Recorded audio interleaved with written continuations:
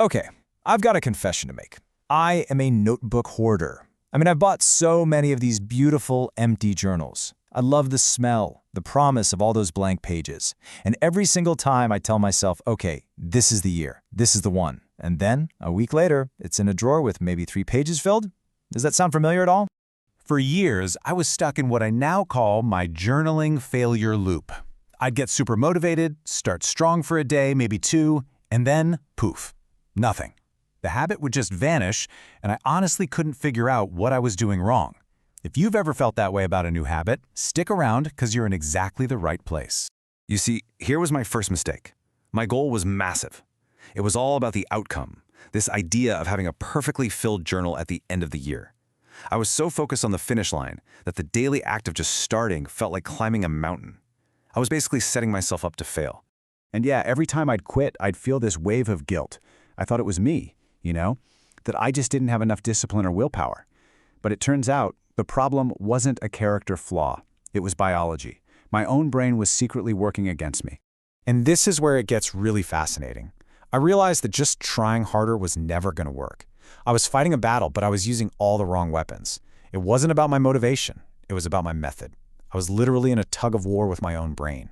So here's the deal.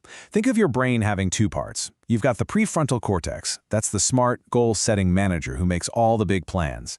But then you've got the basal ganglia. That's like the old, super efficient employee who runs on autopilot and hates doing new things because it takes too much energy. And when the manager gets tired, which happens fast, guess who takes over? Yep, the autopilot.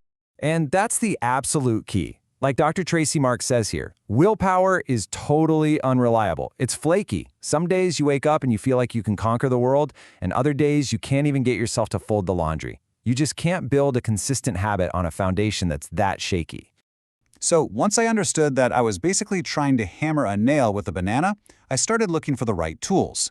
And what I found wasn't some crazy, complicated productivity system. It was just a few simple, powerful hacks that work with your brain instead of against it. And honestly, these were my big aha moments.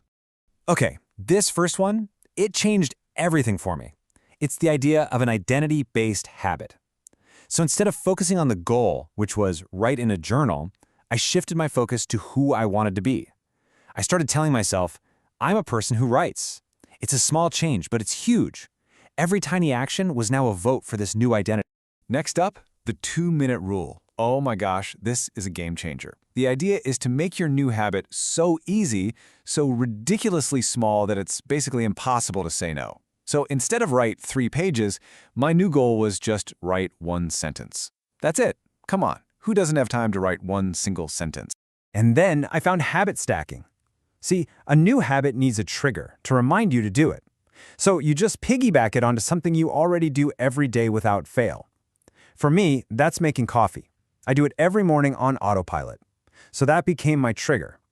The new rule was, right after I pour my coffee, I write my 1 sentence. Simple. And this is where all the pieces just clicked into place. Every single habit we have runs on this loop. There's a cue, a routine, and the reward. My coffee was the cue. Writing 1 sentence was the routine, and the reward? That little satisfying feeling of, hey, I did it. I was finally using my brain's own system to my advantage. It turns out all these little tricks fit perfectly into this simple framework from James Clear's book, The 4 Laws of Behavior Change. I made the habit obvious by tying it to coffee. I made it attractive by focusing on my new identity. I made it super easy with the 2-minute rule, and I made it satisfying by getting that little win every single day. All right, so let's put this all together. I want to show you the exact system that took me from being a chronic quitter to someone who actually genuinely looks forward to this every morning. Just look at the difference here. It's like night and day. The old way was all about this big, vague, intimidating goal that just made me stare at a blank page and feel like a failure. The new way is a system. It's built on a strong identity, a super specific cue, a ridiculously easy routine, and an immediate little reward. I stopped trying to run on motivation and started running on a smart system. So, what do you think happened when I actually put this system into practice? Well, something pretty amazing. That daily struggle, that internal debate, it just melted away. As of today, I have journaled for over 120 days, straight, without missing a single day. But you know the best part? It doesn't feel hard. There's no guilt, there's no forcing myself to do it. It's just automatic now. It's part of my morning ritual. My brain actually kind of craves that moment after my coffee now. And yeah, that one sentence often turns into a whole paragraph or even a page, but there's zero pressure. It's just part of who I am now. And that, right there, is the real secret. I stopped trying to muscle through with discipline and just focused on building a belief about myself. I didn't become a more disciplined person, I just became a person who writes.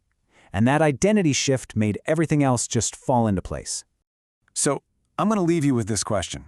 Forget about the massive goal for a minute. Just think, who is it that you want to become?